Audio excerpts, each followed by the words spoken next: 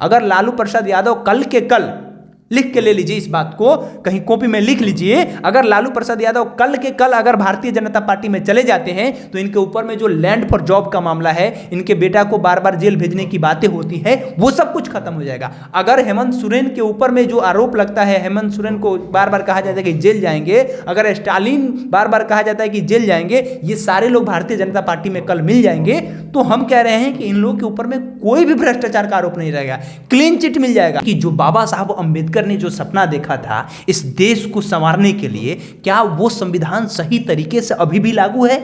आप देख लीजिए, क्या इस देश के अंदर में डिस्क्रिमिनेशन नहीं होता है? दलित समुदाय के जो बच्चे हैं वो आज भी मूंछ रखते हैं तो उन लोगों को मारा पीटा जाता है, वो आज भी घोड़ी पर चढ़ते हैं तो उनको मारा पीटा जाता है। स्कूल के विद्यालय में अगर एक साथ बैठ करके अगर स्वर्ण समाज के बच्चों के साथ में अगर किसी मुसहर जाति के बच्चे, किसी डोम जाति के बच्चे, किसी पासवान जाति के बच्चे, किसी रविदास जाति के बच्चे अगर बैठ करके खाना खाते हैं तो राजपूत समाज, भूमिहार समाज के बहुत सारे ऐसे लोग हैं कहते हैं कि हमारा बच्चा उस थाली में मिड डे मील नहीं खाएगा। ये डिस्क्रिमिनेशन है। और एक साथ और बात समझ लीजिए कि क्या भारतीय जनता पार्टी से ये सवाल नहीं होना चाहिए? हमारे तमाम मीडिया से ये कहना है, जो देश की सो कॉल्ड मीडिया है, जो कहा जाता है कि देश के लिए हमेशा से तत्पर रहती है, वो क्यों नहीं सवाल करती है कि ईडी, सीबीआई, आईटी की रेड आखिर में भारतीय जनता पार्टी के नेताओं के घर पर क्यों नहीं पड़ता है? आप आंकड़ा उठा करके देखिए, जब से ये 9 सालों में भारतीय जनता पार्टी सत्ता में आई है, तब से क्यों केवल जो विपक्ष के लीडर है उन्हीं लोगों के घर पर पड़ता है रेड?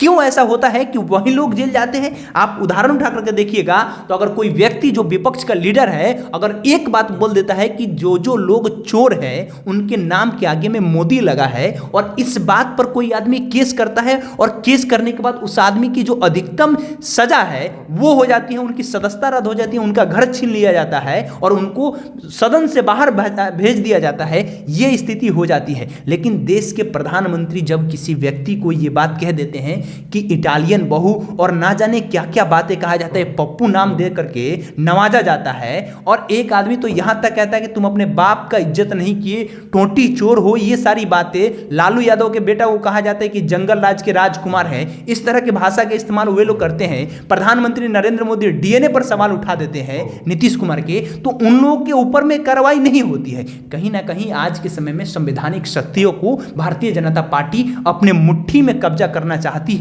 और इसी का डर कांग्रेस को और इसी का डर देश की जितनी भी क्षेत्रीय पार्टी है जो सत्ता के खिलाफ है, नरेंद्र मोदी के खिलाफ है, वे लोग सवाल कर रहे हैं।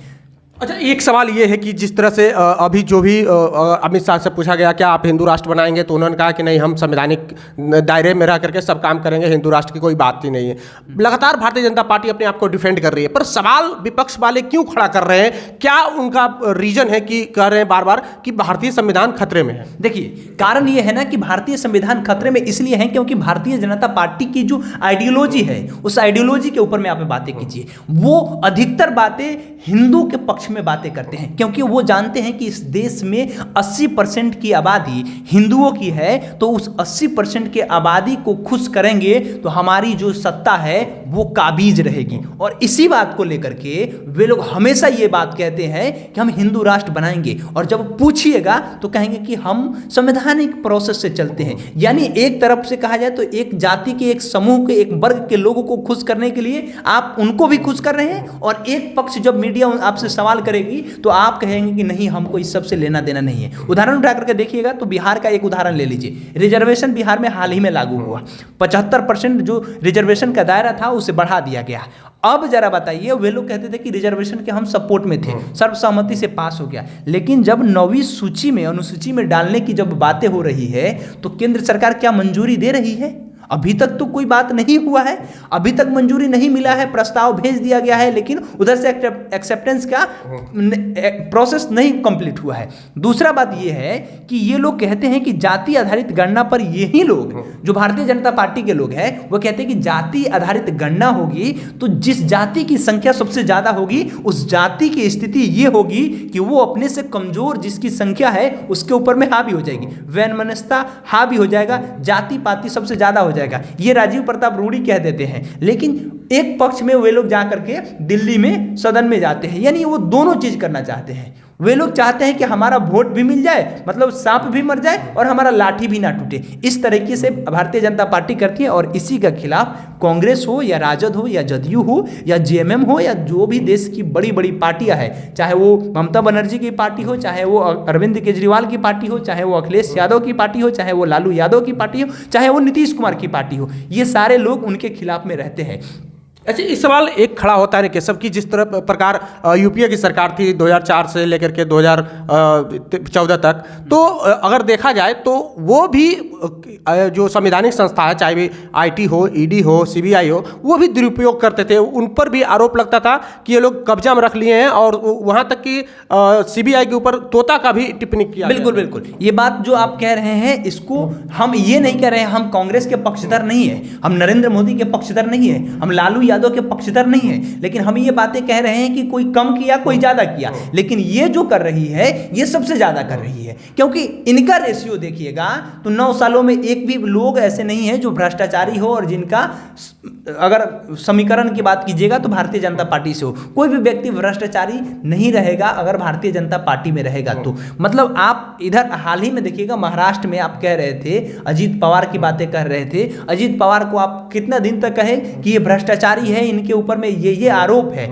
लेकिन जैसे ही वो आपके पार्टी में आए और जैसे ही वो जो एनडीए का हिस्सा बने, उनका सारा पाप मुक्त हो गया।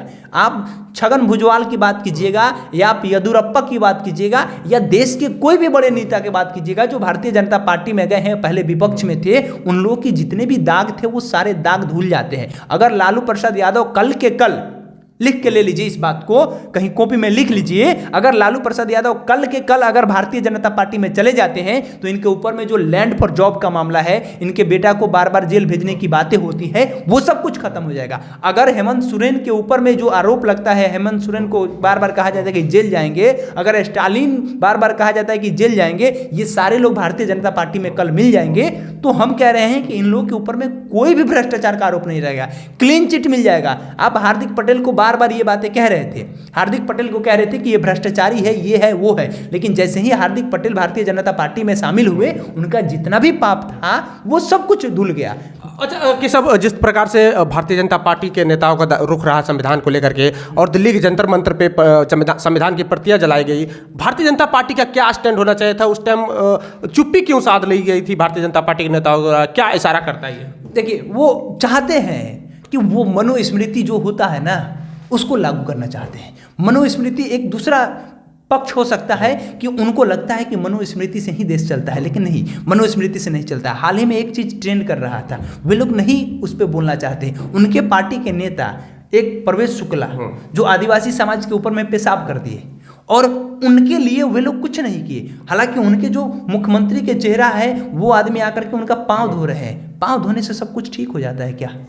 अगर आप एक सांप को मार देंगे और उसके बाद में उसका इलाज करेंगे तो ये सही चीज है? हम पूछना चाहते हैं, नहीं सही चीज है। आप संविधान को एक तरफ से संविधान का धज्जिया उड़ा रहे हैं, आपके पार्टी के नेता संवैधानिक तरीके से कोई व्यक्ति प्रोटेस्ट कर रहा है तो आप उसके शरीर के ऊपर में थार गाड़ी चढ़ा दे रहे हैं। किसान बिल आप जबरदस्ती लेकर के आ रहे हैं और किसान कह रहा है कि हमारे हित में नहीं है साहब, प्लीज इसको आप रिटर्न कर लीजिए, विड्रॉ कर लीजिए, इसको हटा दीजिए, नहीं चाहिए। 1 साल तक लोग वहां पर बैठे रहता है, 750 से ज्यादा किसान मर जाते हैं और उसके बाद में आप उस बिल को वापस लेते हैं, क्यों?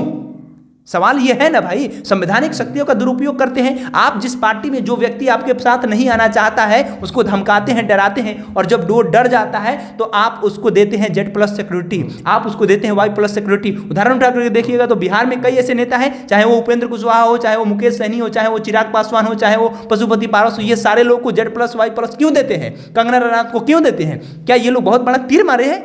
अगर ये लोग आपके पार्टी में जाएंगे तो आप उनको Z+ दीजिएगा, और ये आपके पार्टी में नहीं जाएंगे तो आप उनको बंदूक दिखाइएगा, आप उनके घर पर ईडी सीबीआई का जो तोता है वो भेज दीजिएगा। तो ये सत्ता का दुरुपयोग है और इस संविधान का कहीं ना कहीं दुरुपयोग किया जा रहा है। इस तरीके से एक सवाल है कि सब जिस तरह से संविधान की प्रतियां जलाई गई, भारतीय जनता पार्टी चुप क्यों रही? क्या वजह हो सकती है? संविधान के मसले पर भारतीय जनता पार्टी के नेता क्यों खुल के बाहर नहीं आते हैं? संविधान के मसले पर उनके नेता ही नहीं, जो बड़े बड़े नेता है वो खुल करके नहीं आते हैं। भाई आप संविधान की बात करते हैं, आप जिस पार्टी से हैं उस पार्टी के विधायक, उस पार्टी के सांसद साध्वी प्रज्ञा गांधी जी को गोली मार देगी और आप मौन रहते हैं। ये भी तो एक संवैधानिक तौर पे गलत है भाई। आपके पार्टी का नेता है और वो बार बार कह रहा है कि अगर उनके बंदूक की नीलामी होगी, नथुराम गोडसे की बंदूक की नीलामी होगी तो हम उसको सबसे ज्यादा रुपये में खरीदेंगे। क्यों?